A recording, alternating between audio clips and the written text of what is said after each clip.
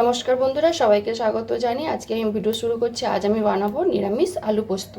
তাই জন্য দেখুন, প্রথমে আলুগুলোকে ডুমো ডুমো করে কেটে ভালো করে ধুয়ে নিয়েছি। আর এদিকে কাঁচা লঙ্কা নিয়েছি। পোস্তটা প্রথমে বেটে নেবো আমি।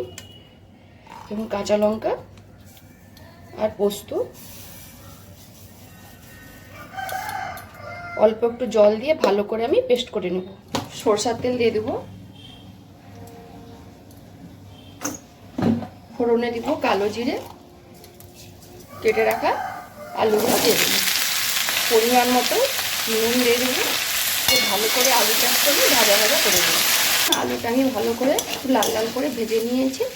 এবার পোস্ত আর কাঁচা লঙ্কা বাটাটা দিয়ে দেবো।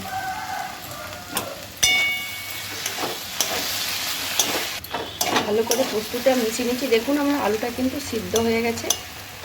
এই দেখুন, এবারে দিয়ে দেবো আমি মশলা ধোয়া জল আর 1 চামচ মতো চিনি। আলু পোস্তটা আমার হয়ে গেছে। এবার উপর থেকে আমি 1 চামচ মতো ঘি দিয়ে দেবো। ভালো করে মিশিয়ে আমি নামিয়ে নিই। আলু পোস্তটা আমি জায়গাতে ঢেলে নিয়েছি। আর এইভাবে আলু পোস্তটা বানিয়ে খাবেন, খেতে ভালো লাগে। যদি আজকের রেসিপিটা ভালো লেগে থাকে তাহলে অবশ্যই একবার কমেন্টে জানাবেন। আর যেসব বন্ধুরা ইউটিউব চ্যানেল থেকে দেখছেন তারা সাবস্ক্রাইব করে দিবেন, যারা ফেসবুক থেকে দেখছেন তারা ফলো করে দিবেন। সবাই ভালো থাকুন, সুস্থ থাকুন।